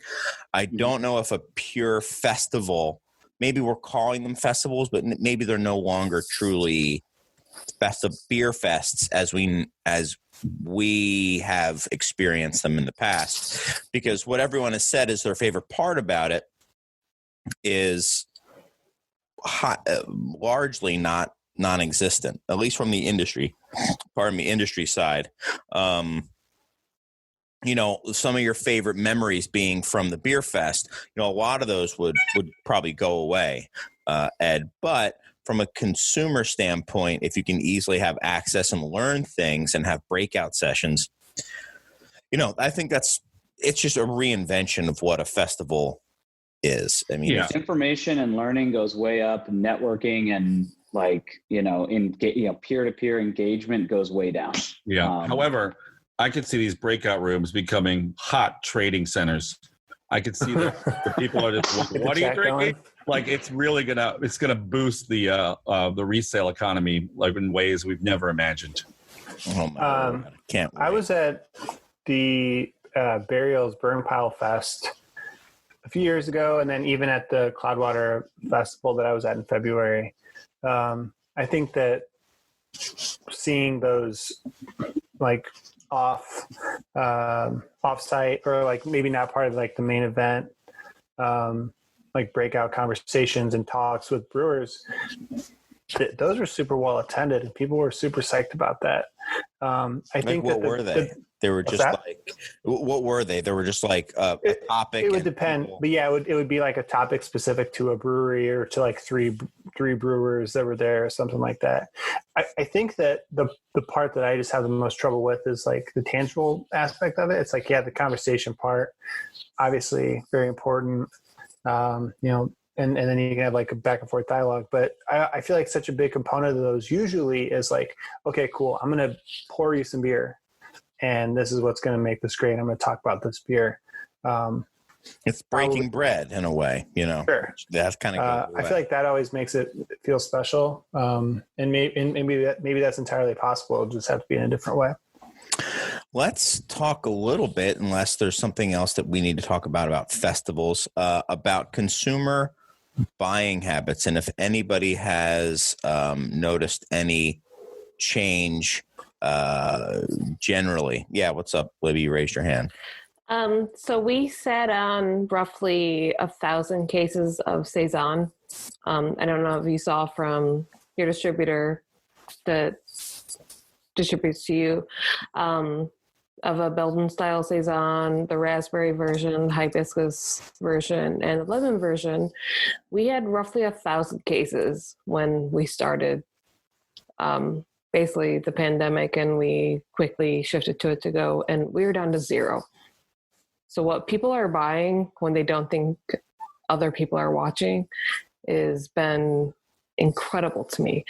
Saisons has been like our go-to, and we've sold out of them month after month after month after month. And God bless y'all, because I have been calling it the summer of Saisons for 4 years now, and I am so thankful. So yes, it's wild. Buying habits when people think that other people aren't watching has been really, really interesting. So Ed, I was texting with you and a few other people today about how perplexed I was in a way about what's been the breakout success at my store, which has been this beer that's in my hand right now, actually, the Rathaus Pils, which is a $14.99 German, like imported, not German in style, but German in origin Pilsner. It's insane. It's crazy. We sold 50 cases last week. We've sold 200 cases in 2.5 months, which is something that I don't think we've ever done for any beer ever. Because even if we could move that beer would, I guess, go away, but we can get this beer back in. But Chris, I don't know what's going on with it. I would argue, though, Chris, is because, in these times we're living, someone like the Beer Temple and the brand that you've built, and the fact that you're doing these kind of videos and discussions about these beers and talking about your favorite beers, people want to share that experience of hanging out with you at Beer Temple. And when you recommend something like that, they're going to listen to you because you're a trusted source of like knowledge on what's happening. So what you should be really thinking about is the fact that you've been very successful at trying to help people understand that there are these different products out there, and that your passion for this beer that you've talked about for years, which is now available because you're the only guy who actually gave a shit forever, and you've been telling people, and now we got it, and now you should have it. So to me, that's part of the trend. Those brands, those organizations, the companies, the bottle shops that you trust, trying to find stuff that you'll enjoy is really important to your guests and your consumers. So I think, you should applaud yourself, even though I know you do that every day. You were saying that before when we were texting. I kind of pushed back a little bit. I'm going to push back a little bit more. Thank you. Thank you for the sentiment. I have a question for you, Libby. Were the 1,000 cases that you guys sold of Saison, was there an online component to any amount of those purchases? Were they initiated online, or was it just people knocking on your door and saying, bring it out to me, please? I really don't know. None of our beer was available online before all this happened. To be completely honest, I saw the shift happening probably about a week before it hit St. Louis, and the moment that it hit was the Sunday before St. Patrick's Day. Right. And it was literally like the feet were swept up underneath us. We're going to do this now. We're going to do this now. We're going to do this now. And so we put everything online, available within a week. And I didn't even bother to notice how different our sales were before like a month. And it noticed that like our Blackberry Farm collab Wannabe, which we had 100 cases of, oh my God, we're sold out of it. But right. It's another testament. It's how easy it is to buy it now is an element of it. And that was kind of my point, is like what people want to buy in their own personal time in front of other people is very different. Like I think, but I would also argue, Libby, that it's also because people love your brewery and they don't want to fucking go under. And it doesn't matter what you sell. Gosh. It doesn't matter what you fucking make, and they're just going to buy it because they believe in you guys. And everyone's making personal choice of who they're supporting right now. Who are they recirculating their money to? And people do that based on this kind of like affinity and love for the people they've worked with, the spaces they've gone to. So you guys have been really great in terms of like being community organizers, and you've been really amazing in what you do. So you could sell a Saison, you could sell whatever, a Rauch beer, you could sell whatever the hell you want. It's going to sell out. All right. I mean, that's basically what's going to happen for you guys. Now, it's also based on your volume. Maybe you have only an audience of several thousand people who are just going to buy whatever the hell you make. The larger breweries are having probably a difficult time. I mean, but at the same time, the larger breweries are able to keep the channels going. They're able to keep this beer in the pipeline and keep it stocked in stores. And those are the breweries that are keeping all the shelf space. Those are the breweries that are able to maintain those regular, familiar brands that you're aware of. You can always drink this. Pipe fill, baby. Yeah. So they're really feeling that right now. Yeah, I was just going to ask you, Libby, is that Saison something that you guys make like all the time?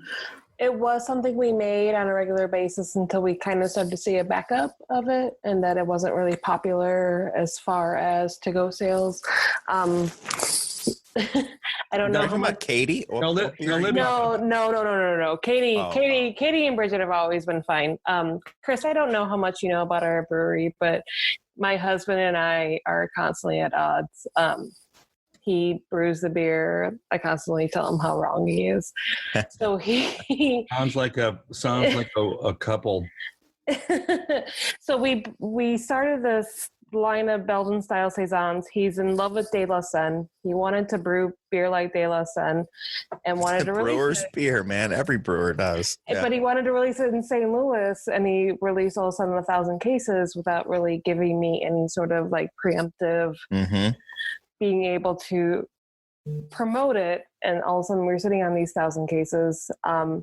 So I definitely foresee us brewing the beer again, but you have me at De La Seine, we'll buy some. So then are you able to track repeat purchasers at all? Yeah, we are definitely, because of the Square Store, because of through Square Store, we were able to use Weebly.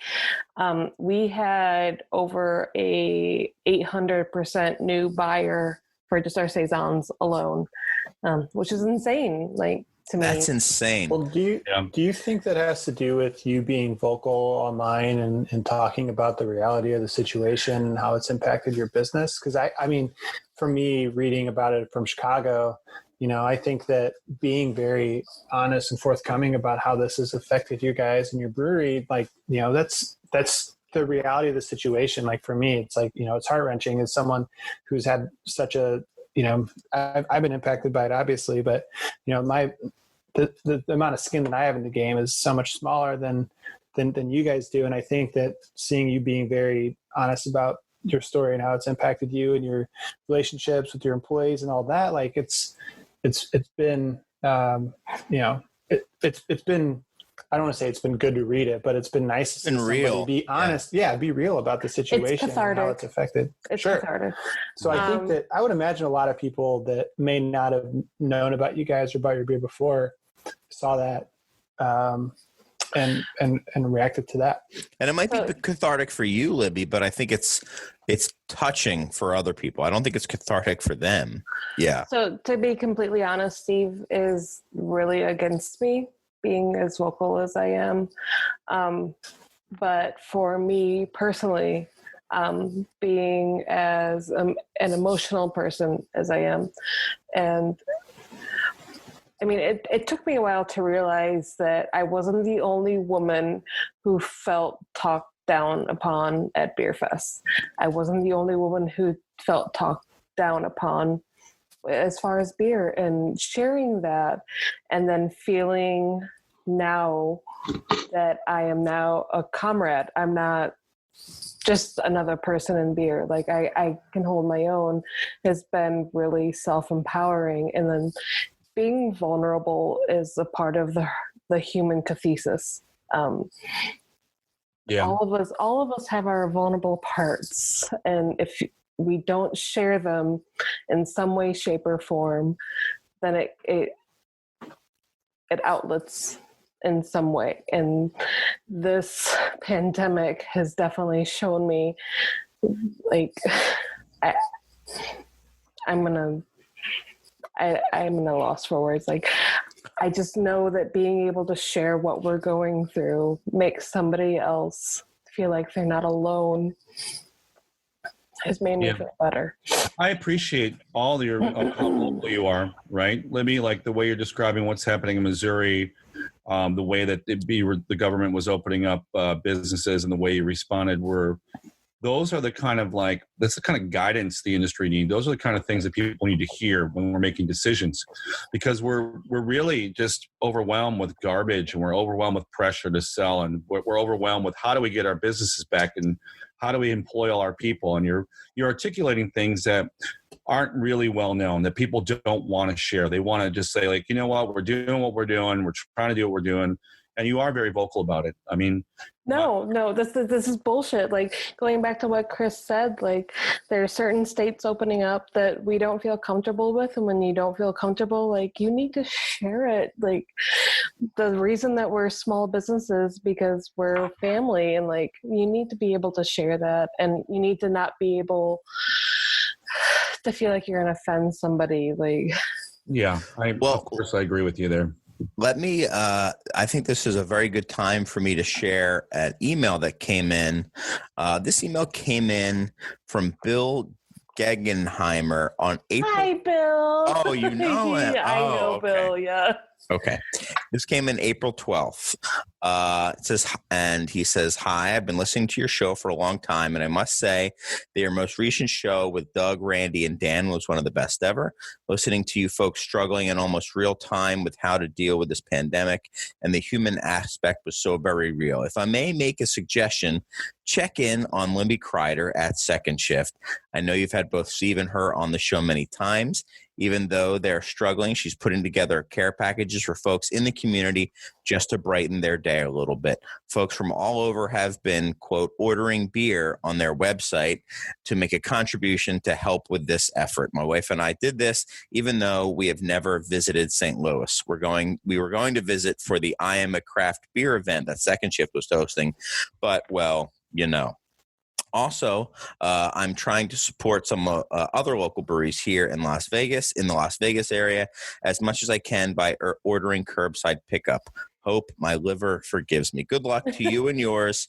Since our daughter and son-in-law live in Chicago when this is over, we hope we can visit them and stop by the Beer Temple. Best, Bill Gegenheimer. So I did not know that you knew Bill, but I thought that was a fitting, considering what we're talking about, and also fitting that, you know, people are taking notice of what you've been saying, Libby, and what you've been doing too. Your actions down in St. Louis, even for someone all the way out in Nevada. So pretty unbelievable. Yeah. That's awesome.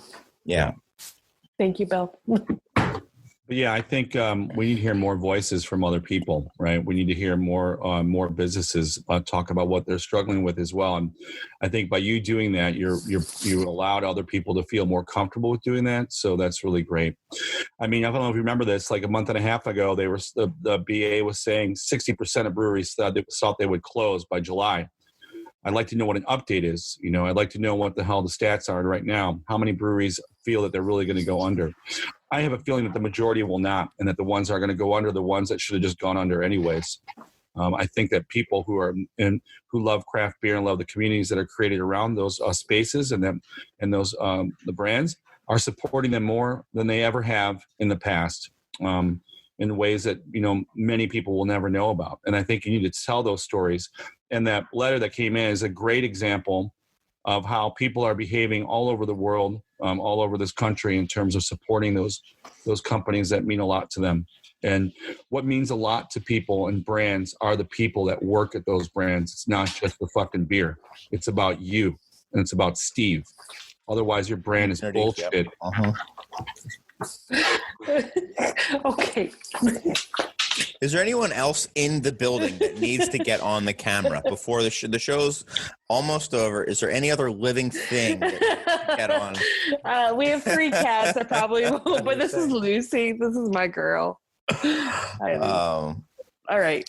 I got a picture. I mean, this is my basset hound I had when I was a child. Lucy, get down. You know, I certainly hope you're right, Ed. I have this unicorn in your project. That's awesome. Well, Chris, I'm very fond of your air filter. My air filter? No, Chris. Sorry. Oh, my fan. Yeah. Yeah. You know, hey, I missed a lot of the show because I was playing Assassin's Creed Odyssey. But Chris, what the hell's going on by? I just want to know, and I know I've just derailed your closing statements, Chris. What the hell's going on by you, man? I would be shocked if you hadn't done do that at least anyway. Twice. Yeah. You talking to Are you me? feeling well? Are you feeling well, Ed? You didn't interrupt me. What do you want to know? In terms of like, how is it? Where are you living right now? I'm in Marblehead, Massachusetts now. Yeah, and how's Massachusetts handling reopening the economy, reopening business? Literally, the first half of the show is this, but we can. Yeah. Oh, well, you know what? I could check in later, but are you feeling okay about it? I'll give you the Cliff's Notes. I mean, our governor basically got a failing grade, but I think that's because he's actually doing a pretty good job. He's taking it very slow. So the people who want to see the businesses, you know, start to get rolling, they don't. They're not too happy. So yeah, like restaurants, you know, most of life gets going 3 weeks from now, supposedly, but our initial reopening is happening on Monday.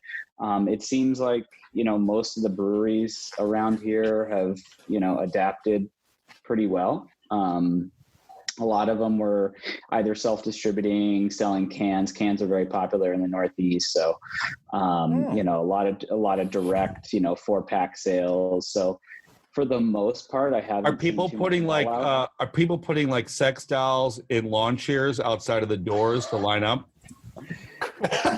Only at Tired Hands. Okay, that was a big joke. Sorry. What I am seeing now, though, like more so every day, I'm seeing a lot of the restaurants just kind of throw up their hands and say like, we're done. I feel like probably, maybe a week ago is when I started to see one here, one there. And then now it's like slowly coming into Boston where it's like restaurant names that I know because I've been there or I've driven by it or seen it. And they're like saying we're closing for good. That's not good. So I don't know what that means for breweries, because I would suspect that breweries are probably like, the taproom specific ones are probably pretty close behind there. So to your point of 60%. And it's going to be the same curve that you saw the COVID take. It's going to be slow, and then it's going to go like this as stuff goes on. And I hope you're right, Ed, but I also don't think that I think it's also going to have a long tail. I think there's going to be things that people are going to try to overcome, and it might take a year, but they just won't be able to overcome it. These are my fears, really. I don't want this to be the case, but I think this is going to be a long time before we see the full effect of this in the industry. What's up, Eric? I was just thinking about like, what if you just spent what if you just spent a ton of money expanding your brewery? You lost 50% of your everything. Your potentially your on and off premise revenue.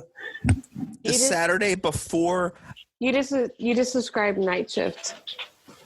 They canceled that project too. Yeah, Isaac is a friend, and he's one of the head brewers. Like they canceled everything.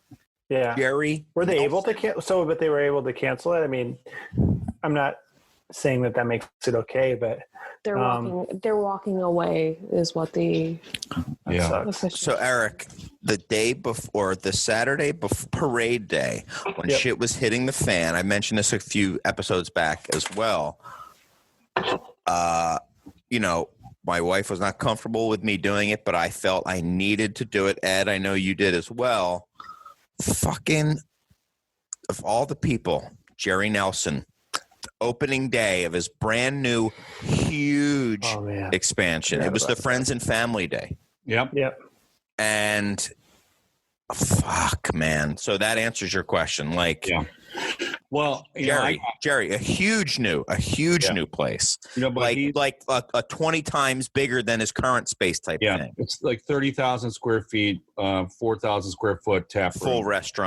Full restaurant. He's smoking meats. He opened up.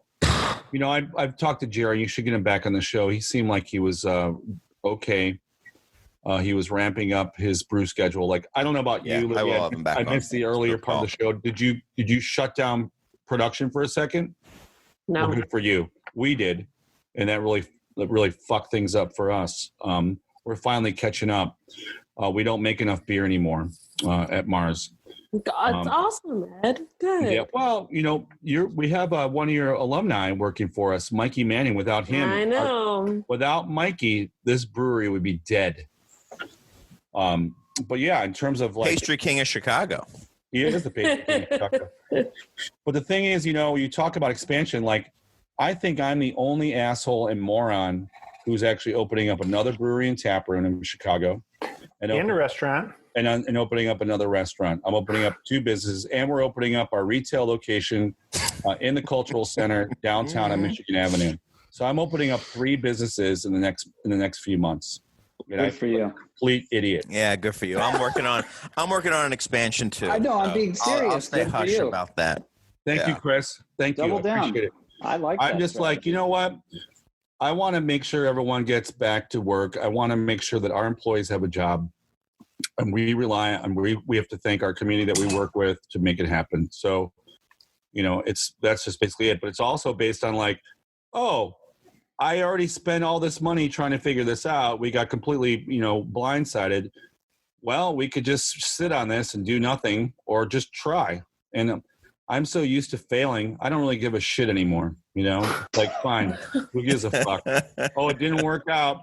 Big fucking deal. Do the next thing. Eric, before we leave, Eric, what's going on with you? What do you mean? What do you have in the sidelines? What do you need? Can I help you? Oh, no. Well, thankfully, the Illinois unemployment finally came through. So for the time being, I'm all right. You know, I think I'm worried more about my sanity in being home every day. Did you work on your metal show?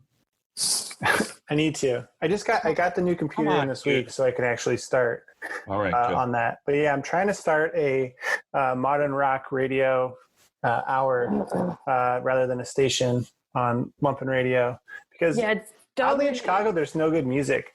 Don't reach out to me with that shit. Okay. No. Just like if you need help, like if you need anything.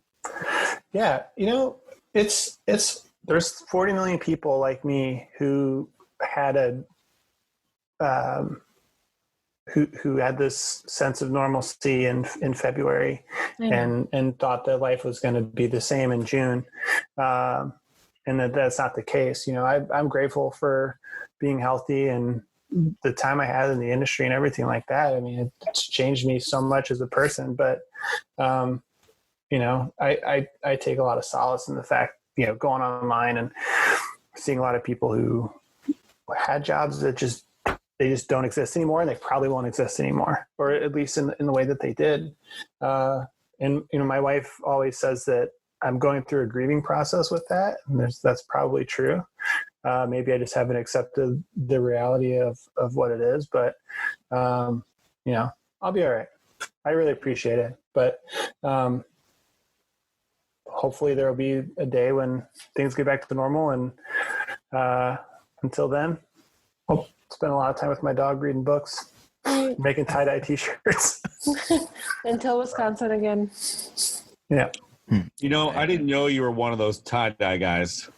I am now. Why not? I got a gig for you. How many can you rock out? Let's talk after the show. All right. Nice. Well, the breakout session. Yeah. Just AKA once this thing ends, I just say, okay, it's over. But this thing. Yeah. I think there you go, Eric. Start your own virtual beer festival. Yeah, you're an experiential guy. Yeah, I don't know if I was going to say the same thing, Chris, and I don't know if he wants to do that. But I know what'll happen is, but he'll also give you, but he'll give you the experiential thing, so that you'll get the beer, but then there'll also be some like brownies in there, and then accidentally you'll be, oh, that was for a group of 12. The amount you just ate. Whoops. You know, it'll just be like, you know, like good old times. Yeah. Listen, cannabis is essential in Illinois, so right. Yes, it is. Only medicinal. That's pretty funny. So that's something that I don't want to go off a tangent here, but you know, coming into 2020, what we kept wondering was what makes an event like a beer fest. Like we at Half Acre, we did one called the Big North. We did it for 4 years in a row. Yeah. What are the people who buy the ticket for that? What is their? Well, they buy it for the performance by Ruben Kincaid. I mean, they buy it because they know Ruben Kincaid's showing up and doing a performance. Ruben will be there. There's karaoke. Is it the beer? Is it the music? Like, what is it? Eric, I completely agree. Like, that was kind of my point. Like, what's the point of holding a fucking beer fest? Like, sure. What is the point these days? But we were wondering 6 months ago was when people buy this ticket, what do they actually care about? And it's a combination. It's a combination because, like, my wife would come to Half Acre events because they were cool. She didn't give two shits about the rare beers that would go on and go off, but other people did because they go on and go off. What made it cool for her? What made it cool for her? That's my question. Like, karaoke room.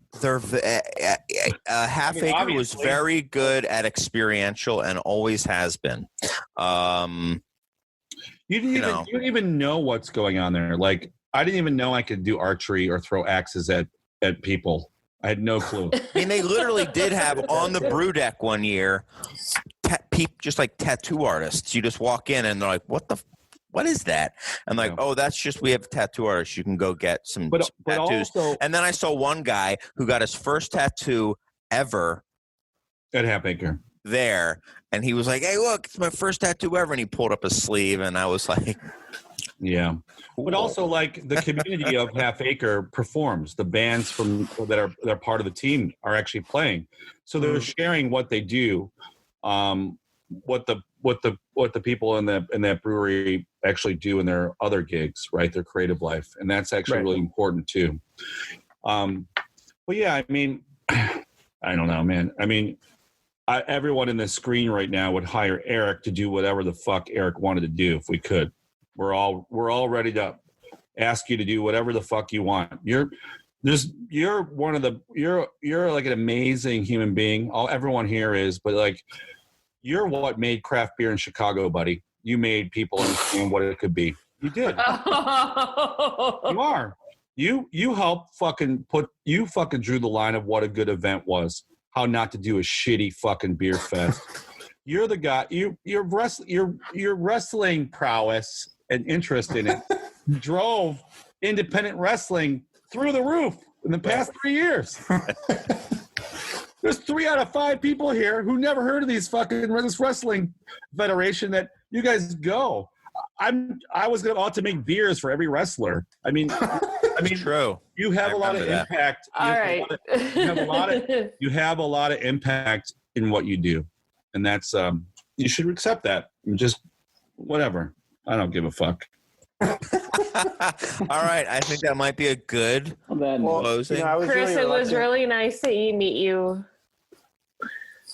Me? Yes. That's right.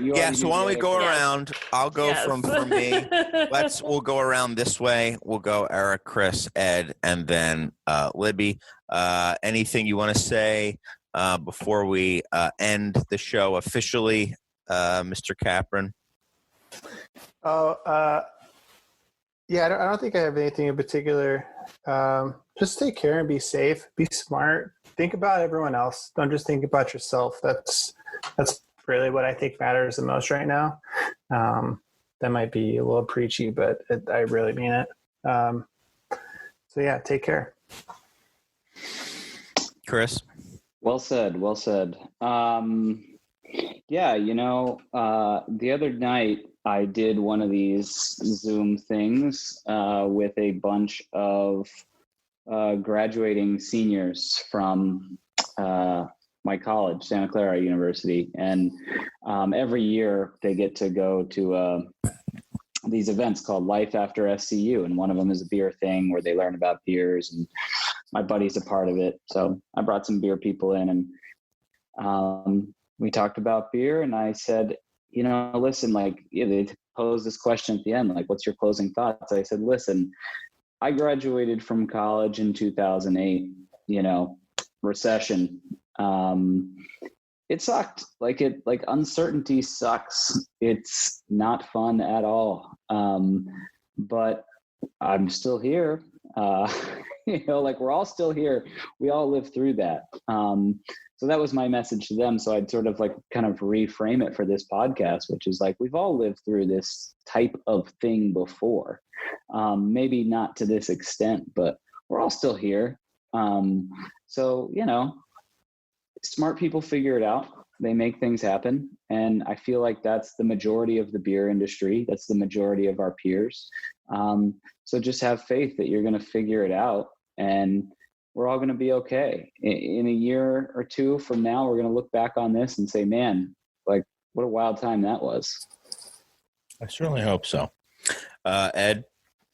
Yeah, I'm with you, Chris. I think that's a great sentiment. I think it's just part of my personality, but I constantly try to figure out what we can do. How do we look at best practices elsewhere? How do we talk to each other and try to figure out what we want to do during these incredibly weird times?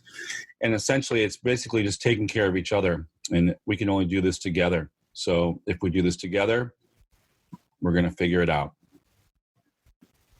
And Libby, anything you would like to say? To repeat, Ed, compassion and empathy is going to be everything. And if you're a woman in craft beer, Fuck the men that tell you you're not worth anything. And fuck you men that try to keep women down. Sorry. Amen. Sorry. For all of those people that are trying to get in craft beer, do not be scared. Ask the questions. We're here to help you. This is not the wrong time to try to get into any sort of... Anyway, there you go. We're done. Okay. All right. I don't have much to say in closing. What a surprise. Well, I was going to say something. Sorry, like my dog came in and I completely got distracted. I've decided to hold off on my announcement that I was going to make. I want to thank all you guys. Hanging, Chris. That's right. It's supposed to be like that. I'm building it up. Yeah. You don't have an announcement. I don't believe. No, I do. Okay. Oh, come on. But dude. I've literally hold on. No. I've been rethinking my announcement, and I cannot make the announcement until I'm ready to make it. So, all right. I was going to do it, but I've decided not to. You switched from sports video games into sci-fi fantasy video games? Ed, just because I told you. Yes. All right. Hey, let's just get it out there. All right? Yeah. All right, fine. You're looking forward to the cyberpunk video game of the future that's coming out. Fine. Hey, all I'm saying is, how you like my hoodie? So thank you to everyone for taking time out of your evenings and joining me. I know this is not the typical way that you guys experience the show, with the exception being you, Chris. I think but you know what, is Chris? typically how you experience the show. If you can figure this out, Chris, we'll be able to broadcast again if everyone stops saying fuck all the time. All right? Yeah, I mean, I could. Yeah, I just lost interest in how to. The Twitch was only giving my audio, but I didn't care to try to. You didn't want to fix it. I didn't care. Yeah. But thank you guys, and yeah. That's it. We'll see you next time on the Beer Temple Insiders Roundtable. Yeah. Great to see you guys. Take care. All right. Everyone be good. Yeah. And that's the end.